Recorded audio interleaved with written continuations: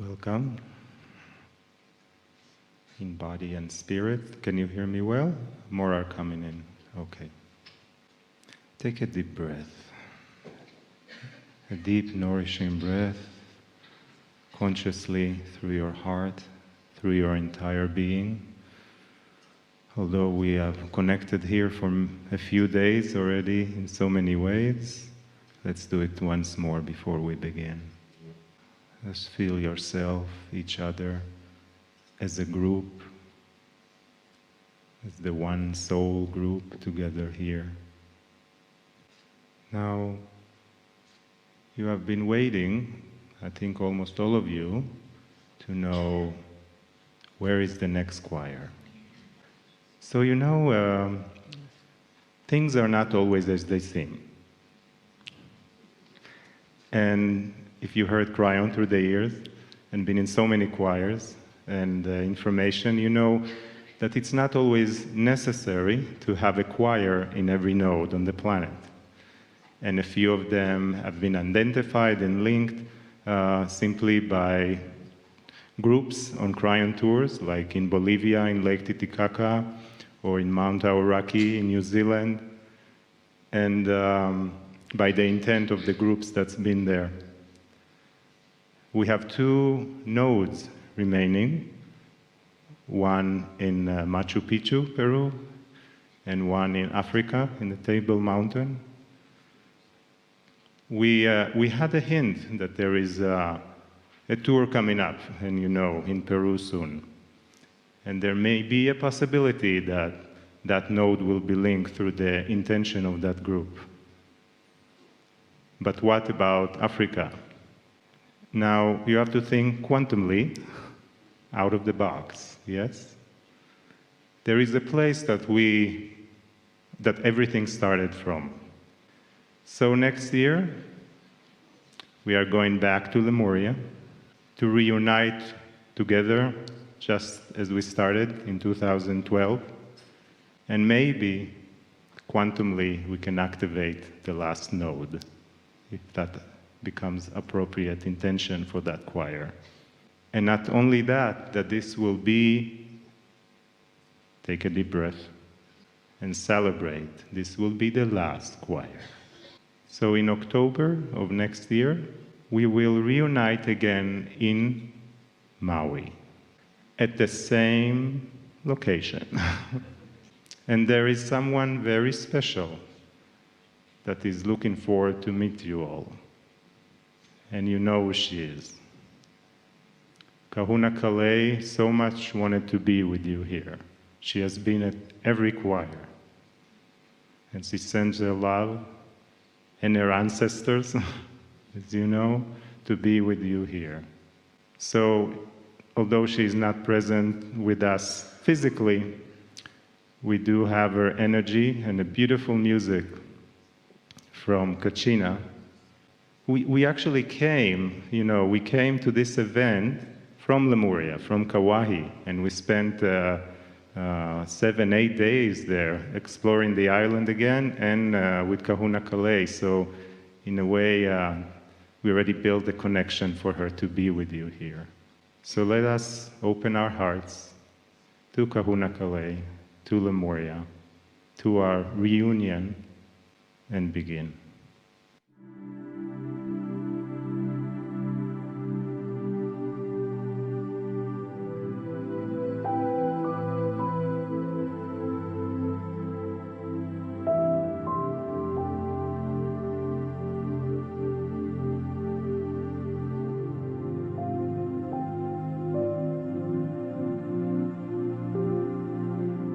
E ho mai I ke ko'alo a me I ka manapu nui, I ke aloha a me I ka hau'oli, I ka malu a me I ka laule'a.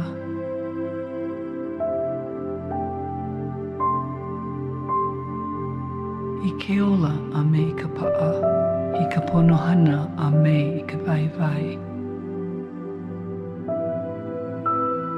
Ua he pono pau'oli a pau, e I o e, hele mai I a mākou. Mua I a mākou, hope I a mākou. Ma luna I a mākou Ka'apuni ia mākou a me loko ia mākou. A me ho'ohana ia mākou a lehele I ka malino nani a me hemolele. Lele vale I ka pule ia ka lani nui. A mama unoa.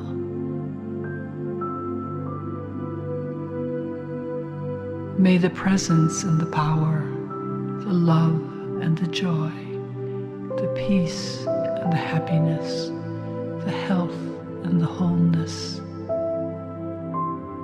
the success and the abundance, all of the infinite good that our most sacred Creator is,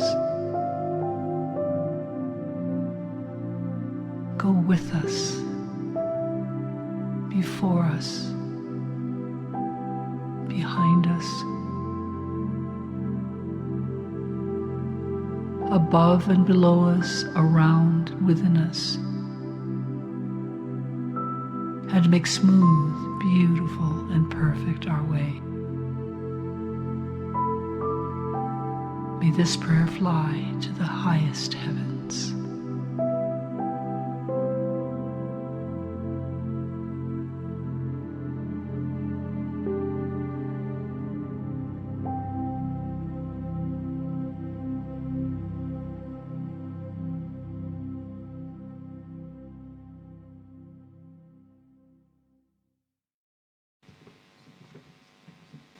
Please relax again.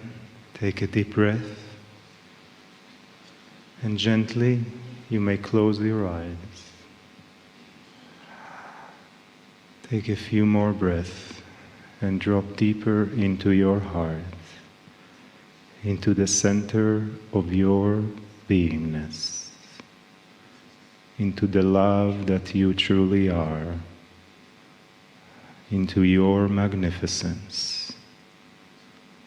Breathe. Feel all of us here.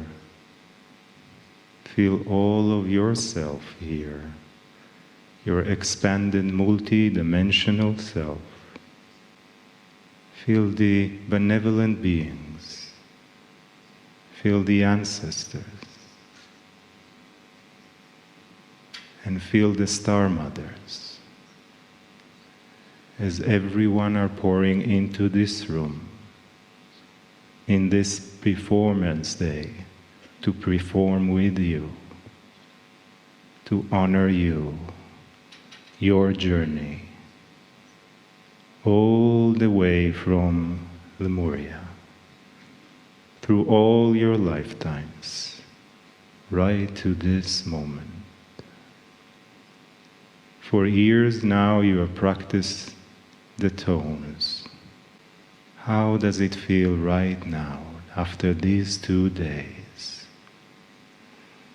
How much more of these pineal tones, these Pleiadian tones from the home planet of the 7 sisters, how much more you can feel them now and expand them in this room multidimensionally.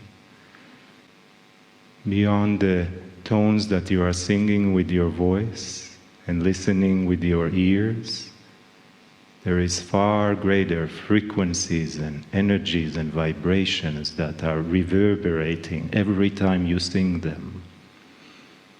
Can you feel them, see them, smell them, encompassing everything and everywhere you are and everywhere you go?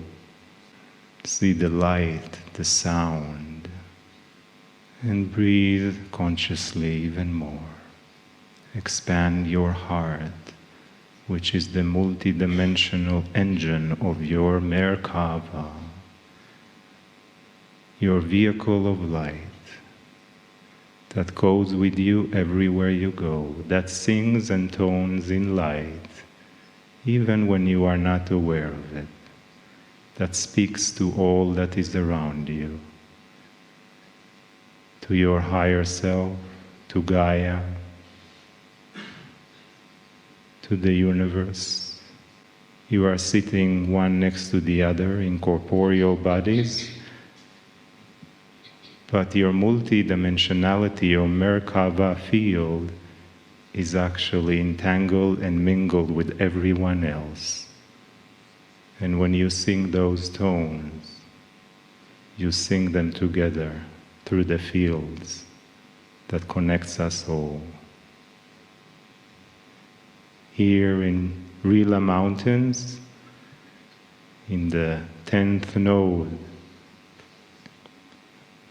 that was specifically set by the Pleiadians' mothers, our esoteric parents. You're about to sing the cycles that you practice. Feel them even more, encompassing this room, this space. How much love can you bring into your heart right now? How much honor can you allow yourself to feel for yourself and for your journey? All they are here to do is to love you, to be with you, to let you know that all is well. And you have accomplished what you came to do here. Breathe. Feel the preciousness of this place, the mountain that is just beneath us and outside of us, that is calling for us, that is calling for you to merge even energetically with it. Breathe. For those of you who have never heard about the choirs of Dr. Todd Overkides, the story is amazing. It's unbelievable, and some will even say impossible. Now, the origin of the story actually took place approximately 200,000 years ago when the Pleiadians came to Earth from the stars and changed the biological blueprint of humans. They were responsible for giving us our spiritual DNA, and all over the planet, many indigenous will tell you that their creators came from the Seven Sisters. Kryon has said that they came on purpose to see this planet with sacredness. At the same time that they were changing our DNA, they created the energy grids of the planet. In addition, 12 major nodes and noles representing 24 geographical locations were established. Now, approximately 50,000 years ago, there emerged the beginnings of a society known as Lemuria, found in the middle of the Pacific Ocean on the mini-continent of Mu.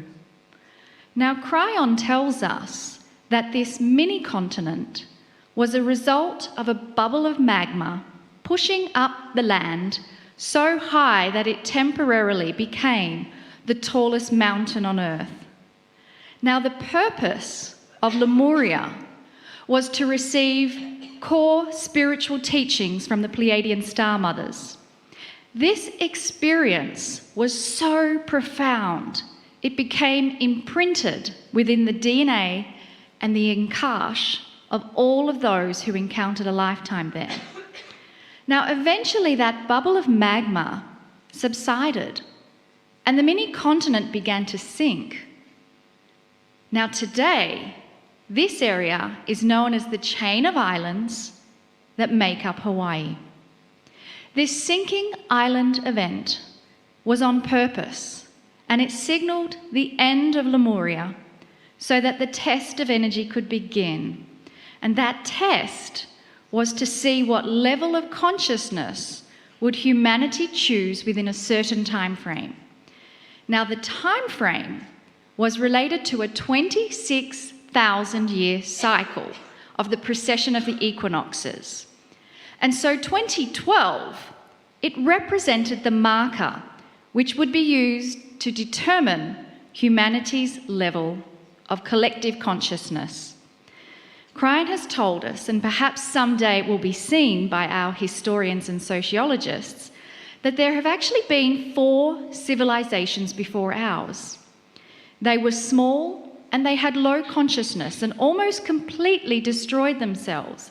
And in fact, some did, but enough humans remained to create the 5th civilization, the one that is ours. Now back to Lemuria, because this is where the story of the choirs begins.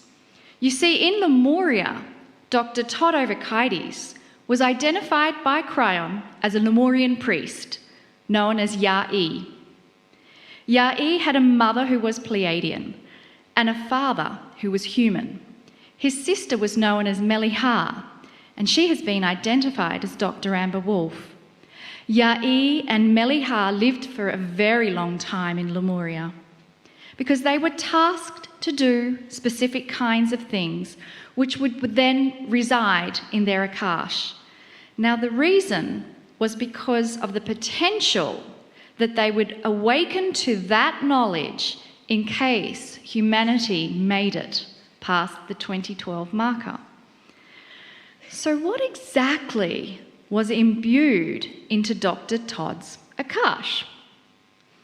Well, one of the teachings given to Todd was the knowledge of DNA and how it worked and how it could be rejuvenated. The other, well, that was the tones sung by the Pleiadian star mothers. Ya'i, living longer than any other Lemurian, and through his role as a Lemurian priest, got to hear the unearthly sounds of the tones over and over and over. No other human has heard the majesty of this or carries within their Akash such a strong remembrance of these songs from the stars. Now, these tones that had laid dormant for thousands of years began to emerge from Dr. Todd's remembrance in the year 2001. He intuitively knew the power of the tones and began to teach small groups how to use them for personal growth and for healing. Now, in those early days, almost all of the tones he made related to the cetaceans. Over the next 9 years, Dr. Todd developed a repertoire of 16 tones, each with a specific purpose and effect. Now, during 2010, Lee Carroll gave a channeled message from Kryon at Dr. Todd's Pineal Tone seminar.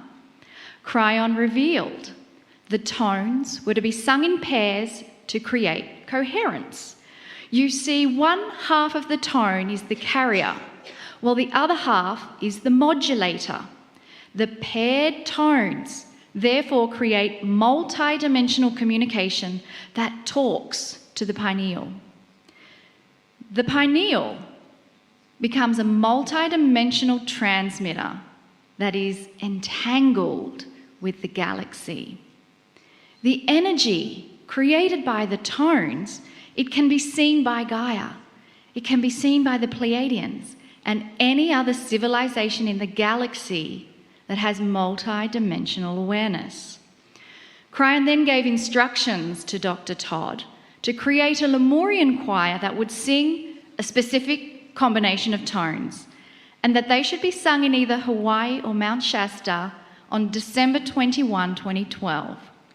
And thus, the first Pineal Tones choir was sung in Hawaii back in 2012.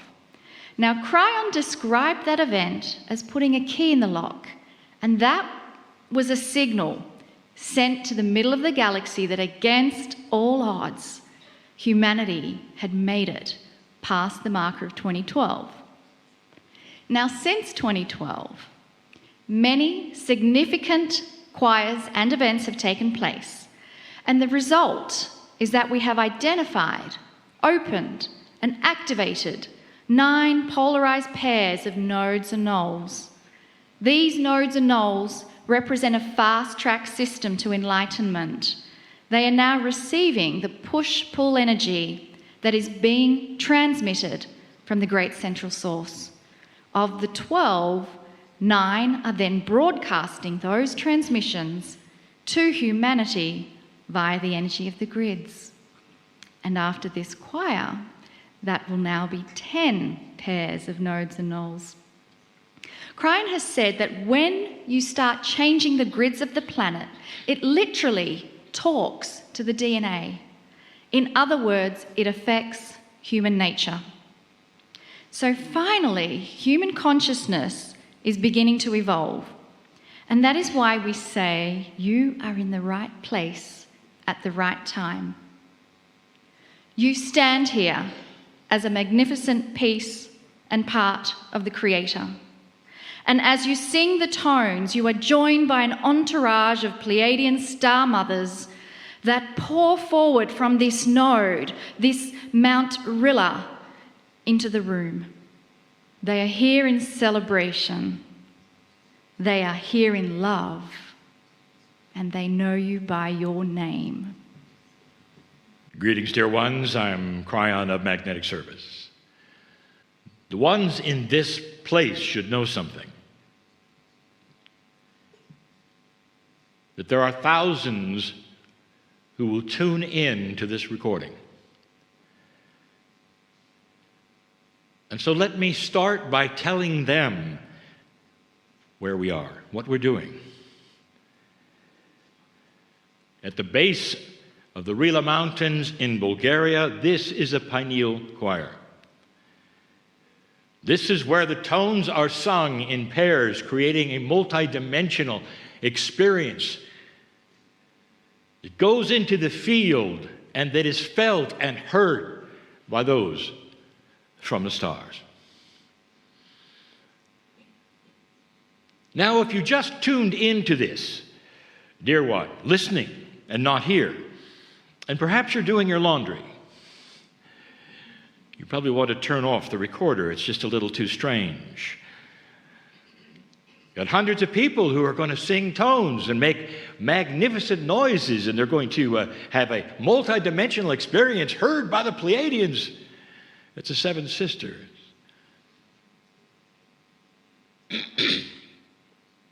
So let me give you what I'm going to call the case for life in the universe, especially in your galaxy.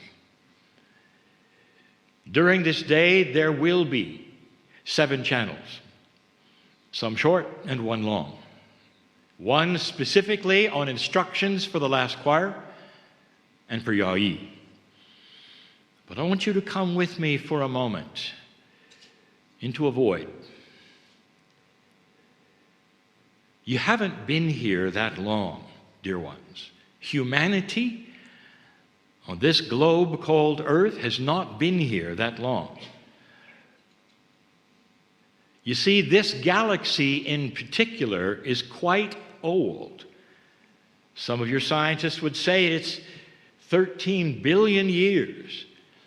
And in the creation of that, this planet itself, before it ever cooled down and started to be habitable by even the microbes 4 billion years ago. And then it began.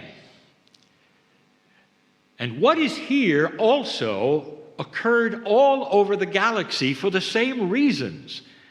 And what I mean by that is the creation of life is absolutely normal in any galaxy, and this is the one we're talking about. The creation of life is natural. It happens with natural amino acids, chemistry, electricity that is all present all over the galaxy in billions of planets, many of them just like this one, in that which you call the habitable zone, a place that you're familiar with. So I paint this picture that all over the galaxy, just like here, life was potentially possible and began its creation. As the microbes, as evolution, and it did here as well. But here was different. Life as you know it today, which is the cycle that you experience today with photosynthesis, which allows oxygen to be created by the plants and carbon dioxide to be then distributed. This balance didn't happen very quickly. Some scientists say that there were 5 starts to life that they can track by looking at the dirt, by looking at the rocks, by looking at all of the things that they look at. There were actually more than 5 that didn't take and had to start again. And a start of life doesn't simply happen again. Sometimes 1,000,000 years will go by before the elements will combine. And so it went on this planet. But at the same time, where those were starting and stopping and starting and stopping, there were many planets, hundreds of thousands of them, where it took the first time. And so while dinosaurs were still roaming around, about yet to be destroyed, there were massive civilizations all over your galaxy, just like you, looking like you, with DNA like yours, a little different. Civilizations, intelligence, duality, all of the things that you have, millions of years before you got it. This life called humanity, right now, with the spark of God inside you, with a consciousness that knows who God is only 200,000 years old. I'll say it again. You are the new kids on the block. This galaxy is teeming with life. And it's life that is far, far older than yours. And some of that life, not more advanced, but a lot more evolved in consciousness. This is the case for life. Even your scientists will admit there has to be life, even in your own galaxy, for they're finding the elements in deep space. Now there is the acknowledgement. It's probably everywhere. And they're right. So I'm going to talk about this a little more today in ways I have not spoken of it, because you're singing to them. This is who is listening. There's reasons why they have not come to this planet, landed on the White House lawn, and said, "We're here." And I'm going to tell you why in one of the channels. But the premise is set. Is it possible that civilizations with millions of years a head start on the evolution of consciousness, including the concept of the Creator inside, with them having the same kinds of attributes you do, who are born magnificent, had to go through their times and their wars and their duality and their experiences, that some made it and some didn't, but enough did, so that the universe is looking at you, the new kids on the block. And when you pass 2012, I said to Ya'i, it's time. Sing the tones now at the precession of the equinox and tell them you're awake. And tell them you know they're here too, because you're going to sing pineal tones that are from their place, the Pleiadians. And when they recognize it and when they hear it, there's going to be a lot of applause. They made it. They made it. This is why you're here. To continue this legacy, as odd and strange and eye-rolling as it might be to so many. There'll come a day when the eye-rolling stops and they land on the White House lawn, as well as so many other places. And I will tell you something, that when that occurs, no one will be surprised.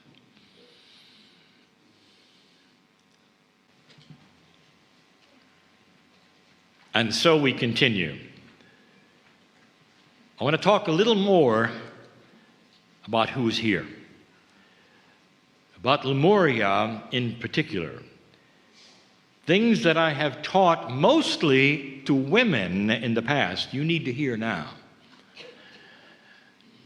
First of all, you might be aware that some of the tones and the noises that you've been singing and saying have an overtone quality that broaches that which can be seen by those who listen to interdimensional things. So I'd like to acknowledge the fact that in some way I was here yesterday when Ya'ib presented something. He said, perhaps we could make the channel shorter.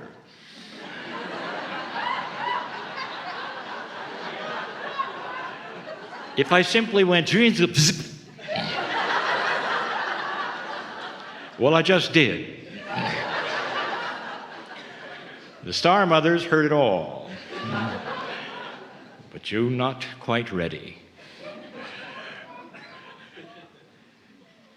Lemuria was real.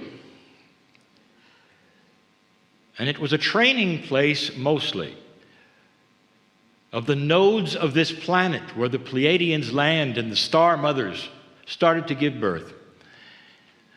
Lemuria, in the middle of the Pacific Ocean, was unique. And that is because it was isolated. And for thousands of years could continue undisturbed. There's no other civilization, no matter how long you were there, with incarnates already starting on the planet, no one would come to the islands.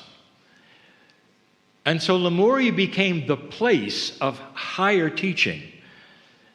And what I want to tell you that I've said so many times to others is that the Star Mothers taught the women different than the men.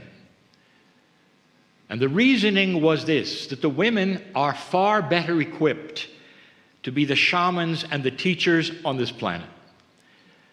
And the reasoning here should be obvious to every mother and to every father. The women have a greater intuitive sense. They are raising the children. They have the love and the compassion and the patience. And that is what is needed to teach that magnificence of God inside, of the Creator. The women carry the torch of shamanship, of the teachers of divinity. And you come to a place in this society now and you see what your duality has done, because it's reversed. How do you like it so far? It hasn't worked. Not really. Not really. I want you to look around, dear ones, in this group. Your Akash is awakening to these choirs. And for these years, if you were to take the pictures of who is attending, it's mostly women.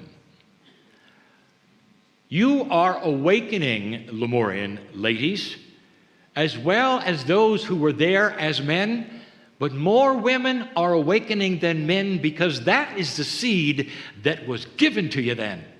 And here was the seed.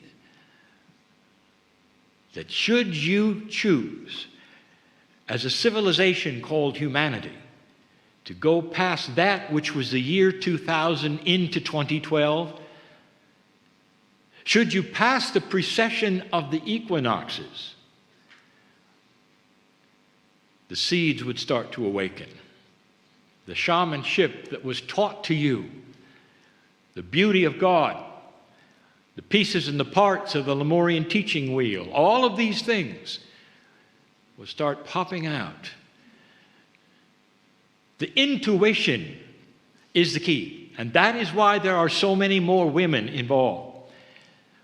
And they were trained so that when they awoke at a certain point, many of them would see things they were not ready to see. And one of the things that surprised perhaps some of you who were drawn here originally, or perhaps even today, or even this week, is how it resounds to you. How does it feel?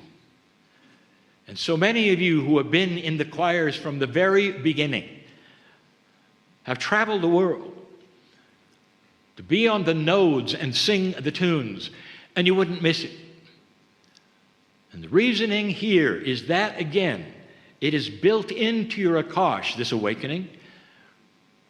And as these nodes start to open and activate and spread what they are doing, and I'll get to that, you are responding. It's almost like your Akash and your Pineal are antennas. And they draw you to this room where you learn tunes that nobody has sung before. Odd kinds of sounds that nobody has made before. Putting them together in a scenario of timing that is odd to some, that no one has done before. And while you do it, some of you have the healing of your life. And I'm not talking about the physical healing as much as I am about the consciousness of peace, where you start to realize the importance of who you are at this time on the planet. What you might do as an old soul, even after the choirs are finished. Lemuria became the birthplace of the old souls on the planet who have the most intuition of awakening. That's who's here.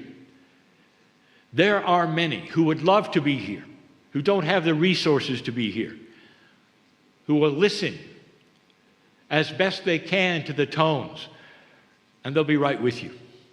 Multidimensionality is that way. When you get into a dimensionality that is beyond that which you expect on a day-by-day basis, funny things happen. And those funny things are a timelessness, a feeling that perhaps you are there when you're not. There will be those who are not here now, who will hear these channelings and perhaps the tones, and they will be here. Hard for you to understand about the future and the past and how they may not relate in a multidimensional field like they relate in a three-dimensional one. Imagine for a moment that those later who would listen to the channelers are here now. And how many would there be? Where would they sit? And so I tell you to stretch that, not which is just your imagination, but which is your reality, into something that is beyond that, which is three-dimensional. There's an entourage here right now from the stars. And they don't sit in the back. They sit on your lap. And some of you feel it. Some of you feel the reality of what you're doing. Beyond having a good time with other light workers and old souls in Bulgaria. This is the profundity of the old soul, led by a master old soul called Yai, who is awakening to even greater purpose as I speak, who has much more science to give this planet, even after the choirs are gone. Dear ones, this is a new time. This is a new era. And this planet is starting to awaken to concepts of integrity that it never had before, transparency that it never had before. And you're at the center of it. You're in the right place at the right time.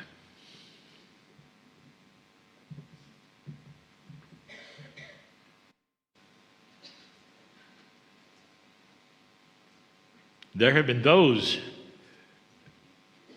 who would ask about the signal, if you call it that.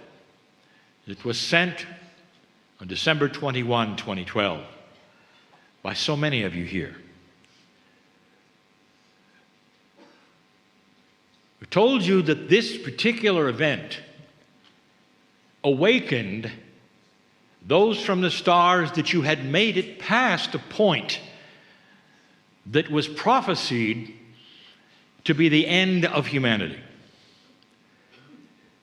There are some seniors in this room who can remember the prophecies that said you would not make it, who might have lived through part of the Cold War, where 50,000 nuclear weapons were pointed at one another. Those were the times when some humans were absolutely sure they would not survive. Because like all of the civilization before, another war would occur, and another one, but the one that would occur would be nuclear, and that would be the end. There was prophecy even in certain sacred scriptures that said you wouldn't make it.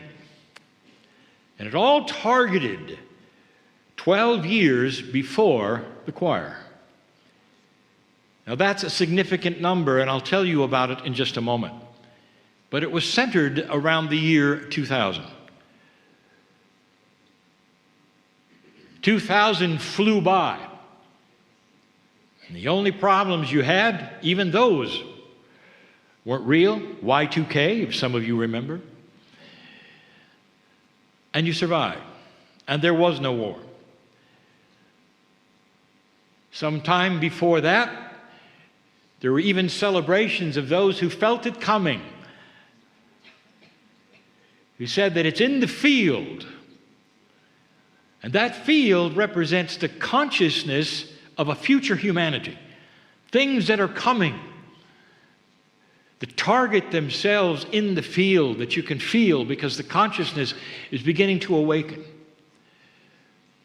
And you passed that place they said you'd never pass. And 12 years later, in Hawaii, Lemuria, on Maui, so many of you gathered to sing the basic tones, the first ones, and sent a signal. As many times as we've told you about that, it seems that it's still magic. It's a mystery to some how such a thing could ever be. We started this day telling you that the life in this galaxy is abundant. Much of it has high consciousness, places where you are only dreaming of going someplace, with an ascended body perhaps. They're here. They live in the galaxy, and they're aware of you, and some of them created your DNA.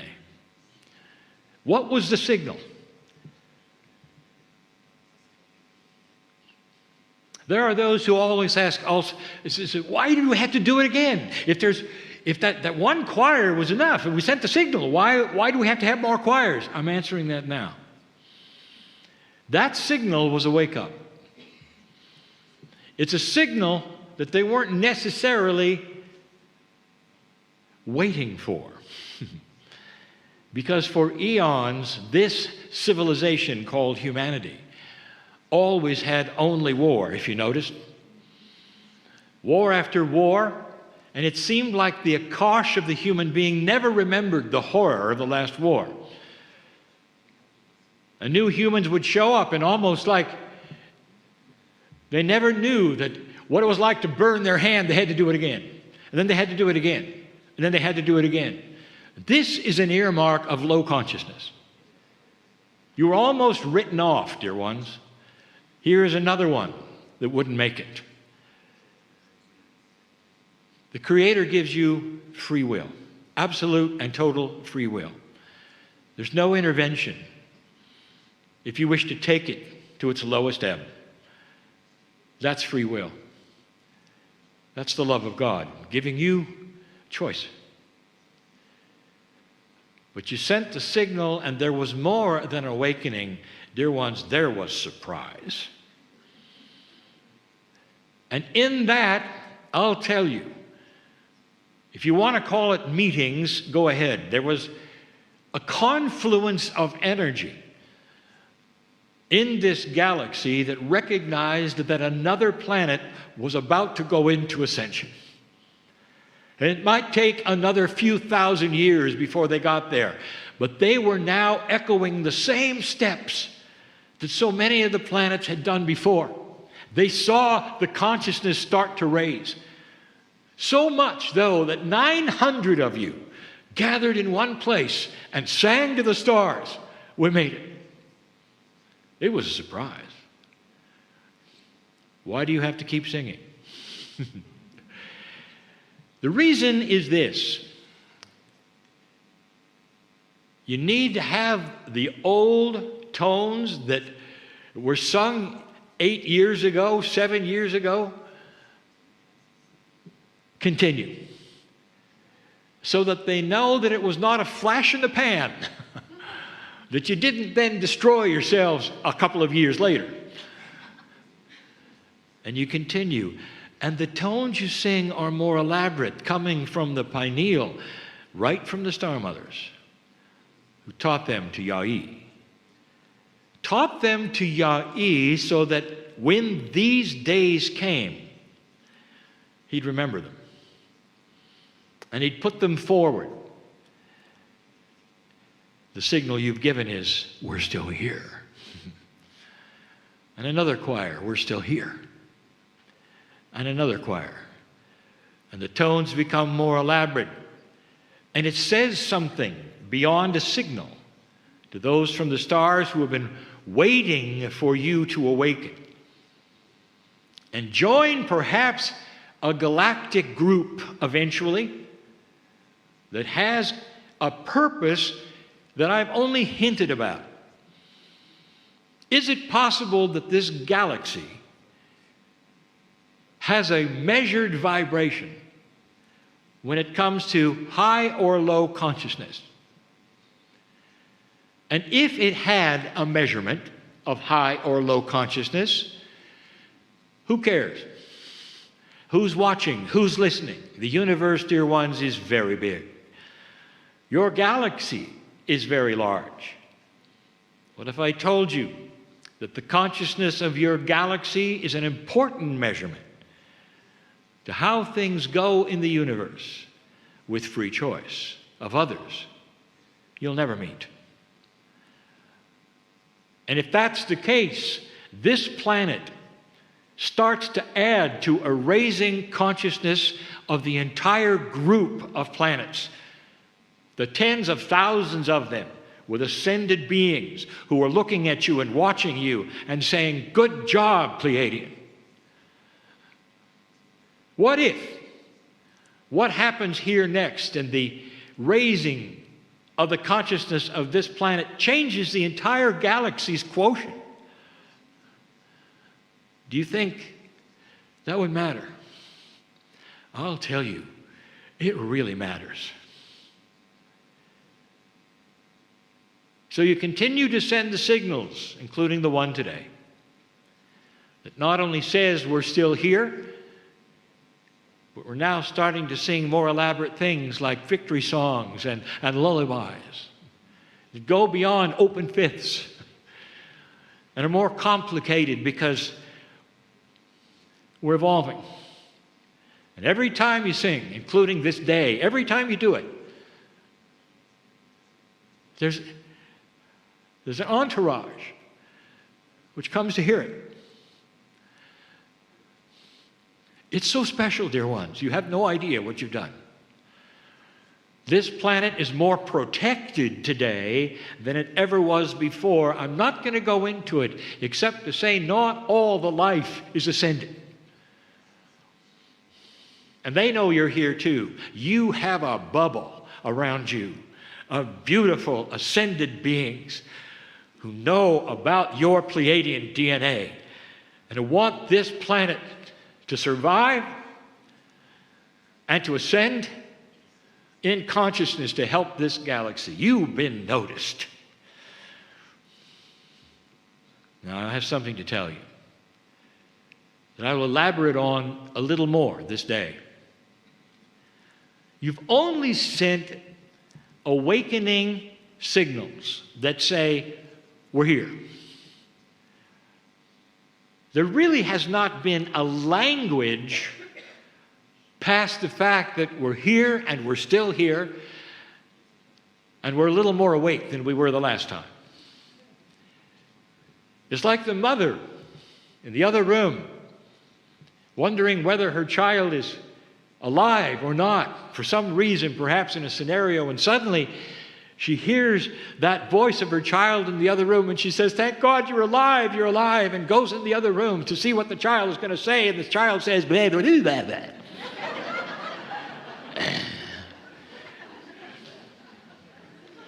Drip, zip.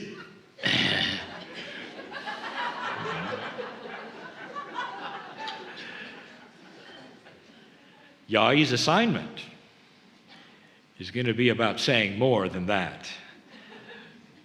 You'll see in a bit, because there has a language.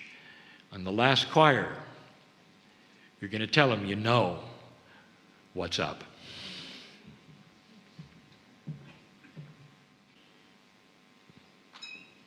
I want to give you a message from a Pleiadian.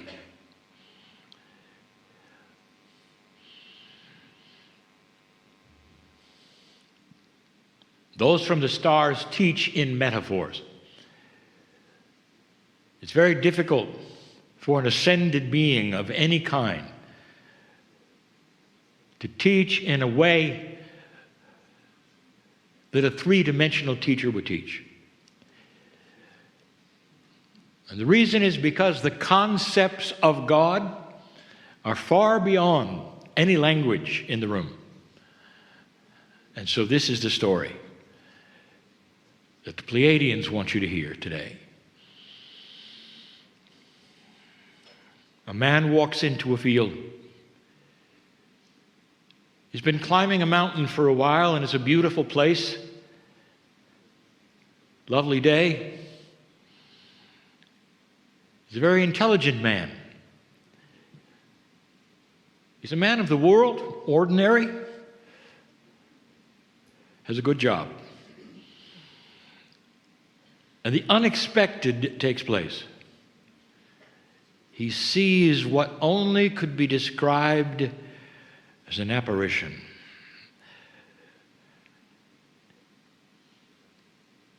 If you tried to take a picture of it, you couldn't.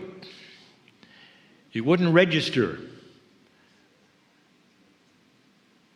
It's almost like a ball of spinning, translucent light. It's astonishing. And he knows he's seeing something that is beyond that which is three-dimensional, but he doesn't fear it, for it feels so comforting. It starts to take shape in his mind. And I say that because that which is his mind that registers and goes through all the synapse of what is this, will then come to the conclusion it must be angelic. And so that form starts to take shape as a beautiful woman, angelic in form, shining like the sun. The man has gone to church most of his life. He's ready for this. He takes off his shoes because he knows he's in the presence of something beautiful, something from God. And it stands before him and it spins before him in the field. Pretty soon he gets up the courage, besides just staring at it, to speak. And he says, "Can you hear me?" And this glorious voice that he hears in his mind, not from the air, not through his ears, that's so soothing and female, of course, because the angel was, says, "I hear you." And the man says, "What are you?" And the apparition says, "I'm anything you want me to be, sir." Intelligent he is, and wise. And so he says to the apparition, "I believe you to be an angel. Please, though, tell me what you are, not what my imagination says you are." So he's thinking past that, which is the perception of his mind. And the apparition says, I am not an angel. I'm from the stars. A man says, you are from the stars. And she says, I am a Pleiadian star mother. He doesn't know what that means. He only feels the sacredness of it. He cannot doubt the sacredness of it or the reality of it if it spins before him and he stares at the multicolors. And he realizes that he's looking at something completely different than any reality he's ever had. Why does it emanate such love? How is it that he can feel it in every cell of his body? And now, this is telling him it's not even angelic, it's an E.T. And he says, can you tell me things? And she says, of course. Where are you from? Even though the apparition, she has said she is a Pleiadian star mother, he's not really got it yet. Where are you from? And the answer may surprise you. She says, I'm from Seoul. I live here. You live here, he says. And she says, I've been here for thousands of years. He didn't ask much more about that because he saw the opportunity in his own mind to ask questions of this wonderful creature who is sending out all of this vibration and love. And he says, I may not have this for long. I want to ask questions that are meaningful. I want to know how things work. And so he begins. Will you tell me the truth if I ask you questions that are burning in me? And she says, of course. And so he starts to ask a series of questions. And the first one is this. I've always wondered about anti-gravity. Can you tell me, does it exist and how does it work?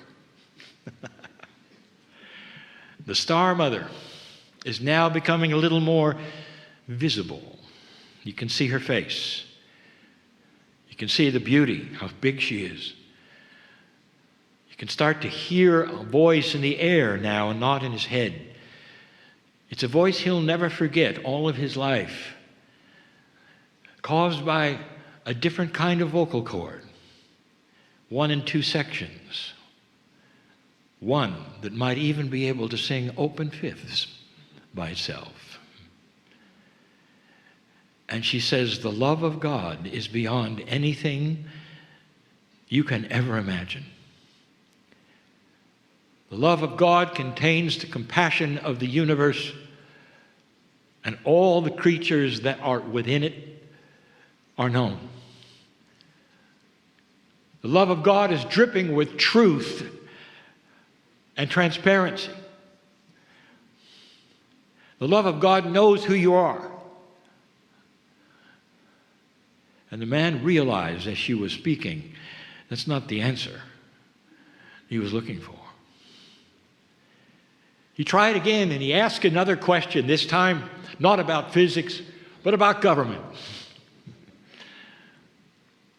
What is the best kind? What is going to be next? What kind of a leader should we look for? And she says, the love of God is the most spectacular energy imaginable. It flows through every cell of your body. It's such a liquid that greets every cell, that loves every cell. The love of God knows every blade of grass and every bit of life on this planet. There is nothing like the love of God. And then she starts to ask him a question. Tell me, sir, do you have children? And he says, I have two. And she says, how much do you love them? And he says, I love them beyond measure. With all my heart, I'd do anything. And she looks at him and says, multiply that times 10 million. And that is the love that pours to you from me today through the creative source of all that is. The I Am stands before you and knows your name.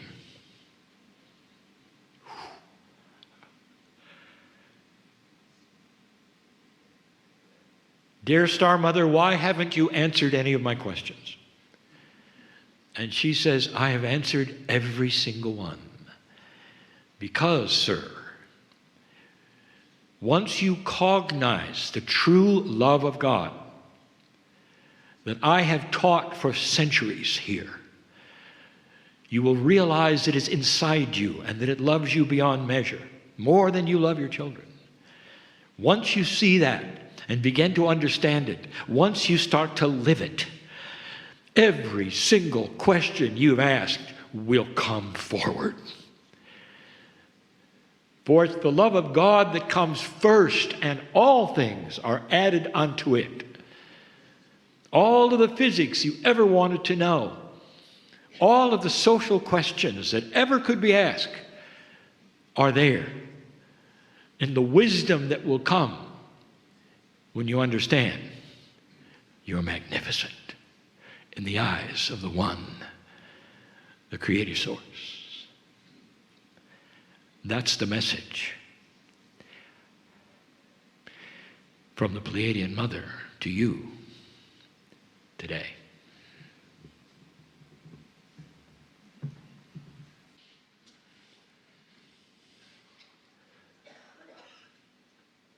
And so you sit here on a node. If you haven't really paid attention to the explanation so far, this is a Pleiadian hotspot. You have 12 nodes and 12 nulls. And they were put here a long time ago, basically with the beginning of the landings of the Pleiadians. And they were put here for one reason: in case this planet would cross that precession of the equinoxes and start an evolved consciousness, they would activate. The activations would not be all at once. And the pairs would be activated together. Now, we have described a push-pull energy. This is not really that hard to understand. If you understand magnetics at all, and if you can envision a magnetic engine that would rotate upon itself in such a way that it pushed and pulled both polarities so it always spun, this will be the future of energy. And that is the way the push-pull energy would work on the nodes and the nulls. They activate, and the push-pull begins, and it keeps them activated. But the nodes are the places where the Pleiadians worked and where the landings occurred. And what I want to tell you that may be interesting is that each one that has been listed, that you can read about, has always been sacred to humanity. It's not an accident, even this one. We are in the base of the Rila Mountain, home of the White Brotherhood. This is a sacred place to many.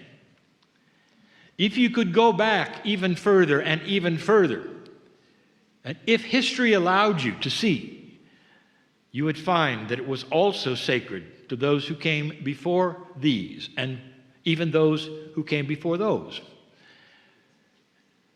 So you find a sacredness that is felt on all of the nodes. Now, the nodes and the nulls have also been described as time capsules. It's been given to you before, but I want to show you yet again. A time capsule is not as you have envisioned it. it opens at the right time. And what is occurring on the planet and has been occurring since the first choir is a slow opening of wisdom, knowledge, and sacredness put into a confluence of the field of this planet to increase the coherence of consciousness. You're starting to evolve, dear ones, if you haven't noticed it already.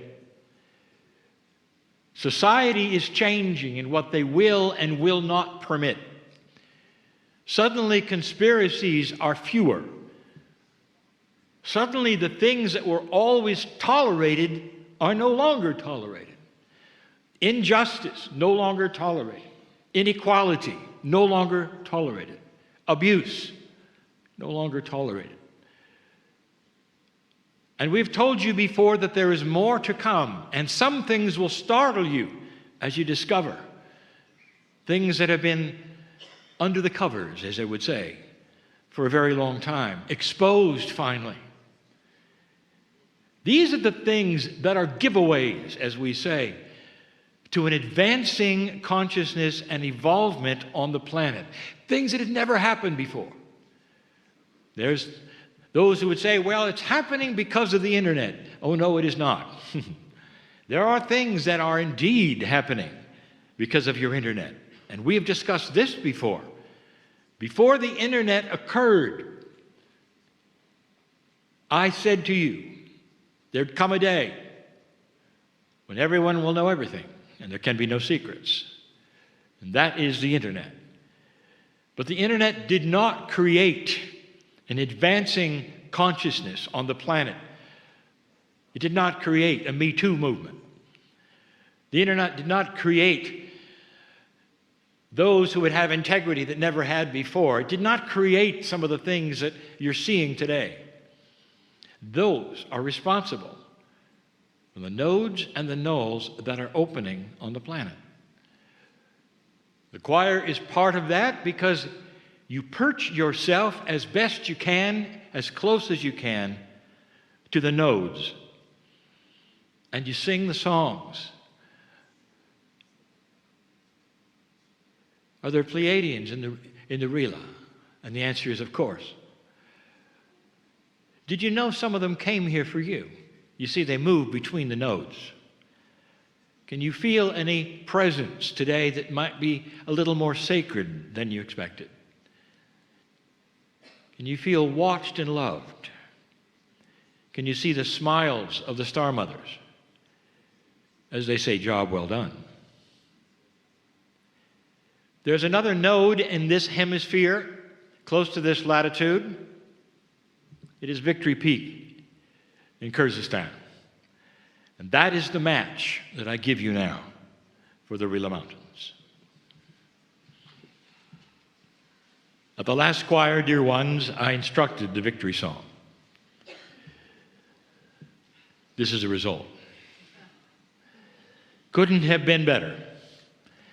The victory speaks of victory over duality. It's a victory over an old energy planet that all it knew was an old consciousness of war. Victory that there has been an awakening. So great was the awakening that you passed right through the predictions of doom and gloom and Armageddon. And that's what you sing about now. Feels good, doesn't it? It should. Congratulations for capturing the full essence of the victory at hand. You're not the first in this galaxy to sing the song of victory. They vary.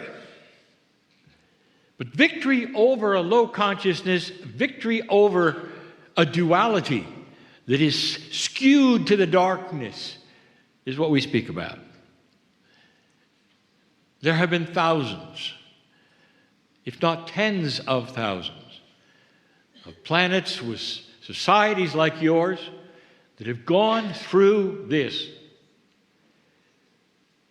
I told you before that some of them, including the Pleiadians,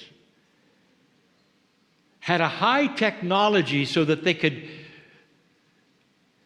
go to other planets in their solar systems and populate them. But they did it before they had high consciousness. This is the problem with high technology with low consciousness. One of those planets that they civilized, they destroyed. They destroyed it. The kinds of things that you see on the screen that you say, this is an exciting Star Wars adventure, an adventure happened. Where do you think Lucas got it? He's a Pleiadian child, like some of you. The stories that he has, the imagination comes right out of the galaxy. Some of you knew that. There have been other filmmakers who've tried their best to portray the life in the galaxy the way it is, but most have not. But what I want to tell you that is the Pleiadian, more than any other that's close to you, knows what victory is. As consciousness starts to evolve, an interesting thing happens. Some of the knee-jerk reactions, some of the things that you think are human nature go away. You see, human nature has been described as something that never changes. If you take a look at the wisdom of even the poets, they call upon human nature as static, not understanding. It just never moved. You never saw it move. Therefore, human nature is something that is often ugly. It goes a certain way, often to the dark. You never realize that human nature is simply a product of your consciousness. And if you raise consciousness, human nature raises with it. It starts to change. So if you could use the word human nature, perhaps it'd be Pleiadian nature. In an old energy, it was just like yours, perhaps even worse, with higher technology and bigger weapons. The thing that happens with a higher consciousness, with the human nature that would raise, with the Pleiadian nature that would raise, is that you start understanding that weapons are not the answer. Honestly, you cannot look up to a higher level than you are. We have said this before. You can always look down, but you cannot look up to something you have not experienced. So when I tell you these things, you will say, I don't believe it, Kryon. There will come a day, and I've said it so many times, even in the choirs, where you will look back to before 2012 and call it the barbarian age. Because you're going to have a consciousness that would never kill another human being, that would never make weapons, especially the ones that are designed only to kill en masse. That is the definition of low consciousness. Imagine a population of billions who would never pick up a weapon for any reason. Imagine a consciousness without a Pentagon. Imagine a consciousness without weapon stores. That is where it goes, and that is where it has gone in planet after planet. How long will it take? And the answer is yes. That is up to you. That's the free choice over duality. The new kids on the block haven't been visited with an awareness yet. And what I mean by that is landing on the White House lawn. Oh, you've been visited. For hundreds of years, you've been visited. The photos of the ones in the skies are accurate. You've been visited. Why don't they land? Almost every human is aware of what happens when you go to the zoo. You go to the zoo and you see the dangerous animals. And here you are, an elegant, intelligent society, going to see the animals of the planet. And you approach the tiger cage. And the tiger looks at you and you look at it. And you're thankful that there are bars between you and it, because you know that when the tiger looks at you, all it wants to do is eat you. That's what's on the tiger's mind. So you're a little hesitant, are you not, to go into the cage with a tiger? They don't land because you're too dangerous. Did you get that? You're too dangerous. Like the tiger. Isn't it interesting that the consciousness of science fiction movies is almost always that the E.T. is here to hurt you? They're here to kill you, to steal your gold, to steal your water, to steal you, to eat you. Movie after movie after movie. That is the consciousness. Look to the skies and beware. They're here to invade you and hurt you. They want your planet. I have something to tell you. I've said it before. That is a reflection of you, because that's what you would do. That's not what an E.T. would do. You're too dangerous. Let me ask you, is this too far-fetched? Can you imagine what would happen to a craft if it tried to land on the White House lawn? Yeah, that's right. You're not ready. And so there will come a time, dear ones, when you are. And by that time, you will have the science and the wherewithal and the intuition to know they're all there.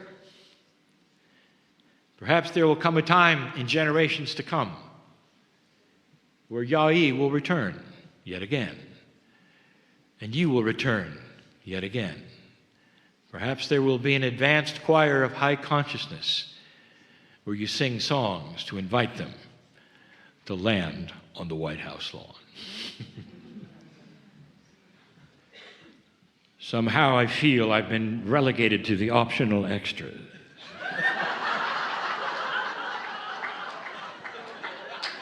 It's okay.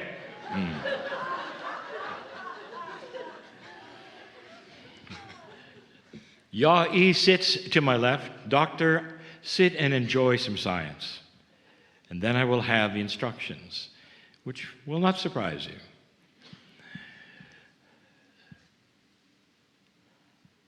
Difficult to know where to begin here, but we're going to tell you how to send the signal that has the language in it, not just the awakening.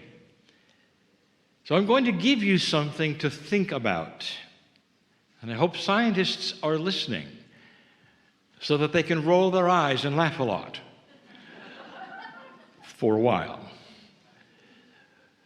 Dear ones, I want to give you an axiom of truth that you probably have not heard me say to this degree before. The universe, the galaxy, all it is, all of creation, everything you examine and look at, is filled with a signal. And the signal is how things work, and how you can make them work better, and how things are constructed. And it's always this, the axiom is this: look for numbers divisible by 4. And they are everywhere. In fact, I'm going to say this again and again. Even in this channel, the universe shouting at you, look at the 4s. And they want you to look at the 4s because within that, there are patterns of your new science. There are going to be patterns that will lead to other patterns. It will surprise you. Everywhere you look, there are numbers divided by 4. It is a natural occurrence. It occurs in navigation, it occurs in music, it occurs in magnetics, it occurs in electronics. All numbers that naturally fall divisible by 4. You know, when Yaoi went to school, in this life, he studied DNA.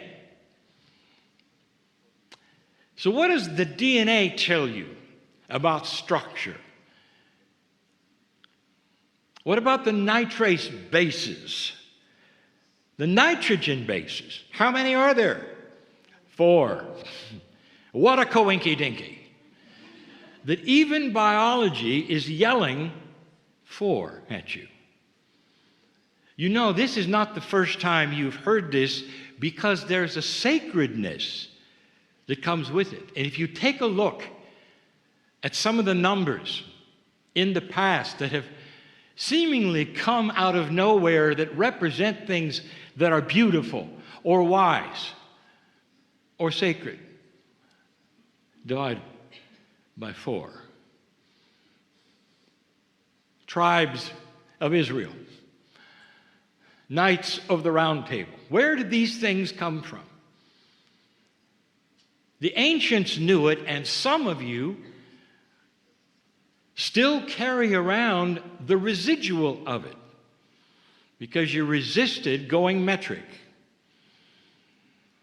The Americans here, look in your kitchen drawer for the ruler. Why are there 12 inches? Dividable by 4. Where did that come from? Why would you ever go there? Cooks, do you know what 1 cup is?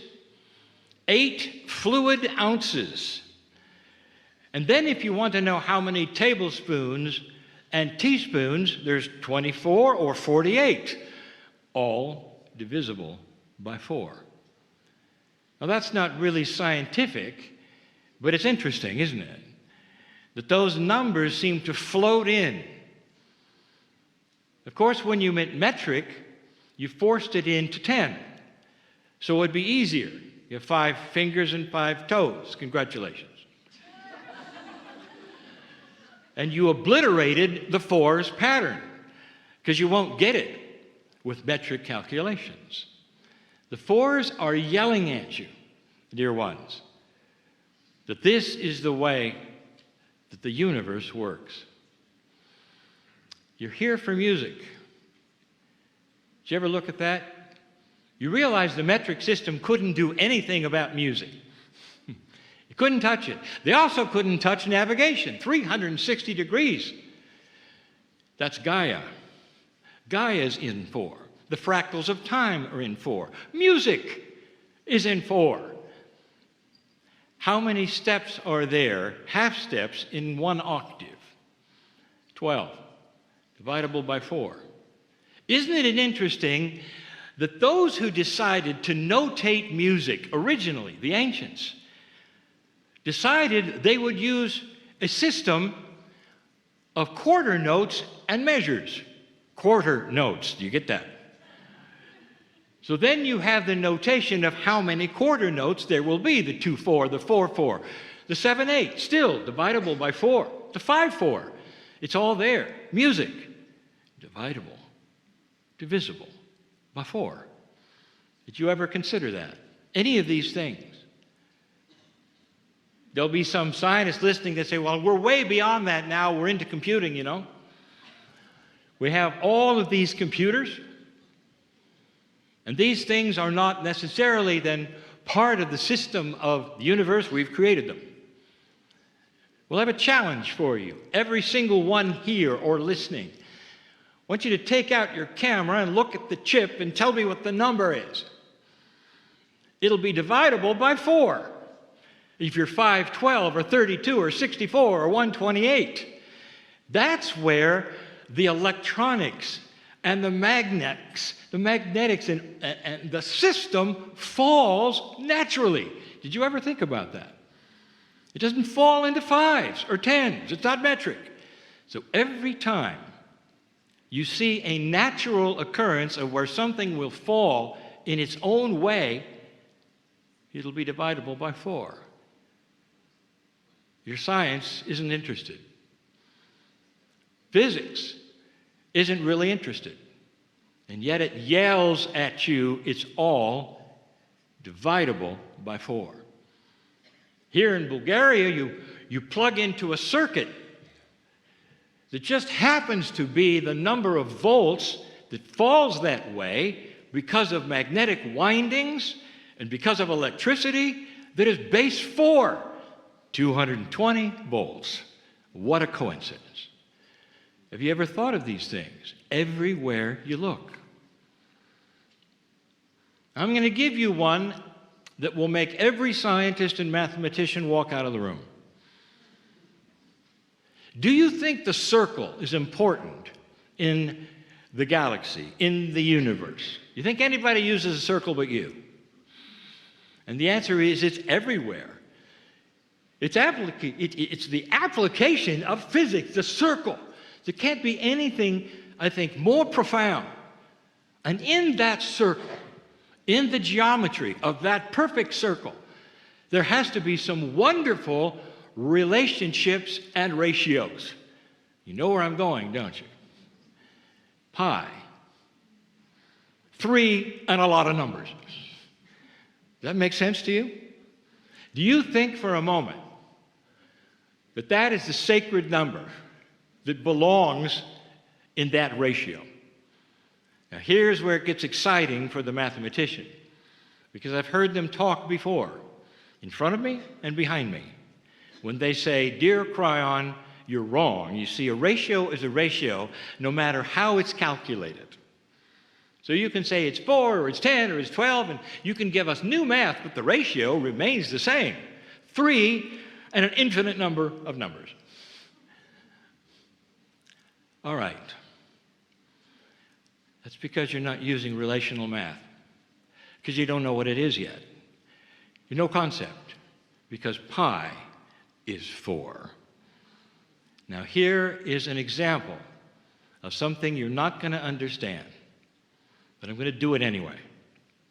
And it'll be the last thing before I give the assignment to Yai. Listen. What else is absolute like that ratio? What else on the planet never, ever varies? It is what it is. It will not vary. And it's time. How long is a second? It's absolute. It's standard. It is unchangeable. Atomic clocks are dividing it into the millionths of a second. It's used by physicists. A second is always a second. Except it isn't. Einstein came along and said, well, the second is a second for you, but it's not a second for another observer who might be going a little faster than you are. You see, his second is longer than your second. So which second is right, his or yours? Which ratio is right, his or yours? His second is longer. How can that be? Now we get into something you really won't understand. I will tell you something I haven't really mentioned before, something to think about, and something the Yai will understand fully. If a person is vibrating higher, go slow, my partner. If you have an ascended creature who has gone through an evolutionary process and is vibrating at a very high rate, vibration has no difference than speed. It simply is speed in a circle. A higher vibration creature or human being on this planet will have a longer second than you do. Are you aware of that? Let us say you had an agreement. 2 human beings, and they're both going to live till 100 years. But one human being is vibrating faster than the other human being. He's more ascended, he's more alert, he's more aware, he's more evolved. So, you're going to die before him. And yet you're both going to die at 100. Does that make sense to you? Probably not. I've just redefined a second based upon enlightenment. Dear ones, I'll tell you that all of those listening right now who are vibrating higher than you are know that pi is 4. It's something to think about. Even though your scientists don't agree, haven't seen it, are not going there yet, don't know the math that's involved, isn't it interesting? Symphony orchestras tuning up to A440. What a coincidence. Don't you find it interesting that the sarcophaguses of early Egyptians are designed to resound at 440? Do you think maybe the Egyptians knew something you didn't? And the answer is yes. They knew about the patterns of 4. It's always been there for you to look at. Now you know it, because I just told you. Eventually your science will know it. And that is the signal. You're going to tell those who are listening to your tones that you know about the 4. And when they hear that, it won't be the baby awakening and crying. It'll be the baby waking up and saying, I know how things work. It will be the basis of new physics. It's going to be the basis of designer math. It's going to be the basis of so many things. Look for numbers that divide by 4, because that's the holy grail of the science to come. And the universe is shouting it. Just look at it. Look at how biology works. Look at how the earth works. Look at how Gaia works. 4. So in order to do that, Yai, you're going to do something you've never done before.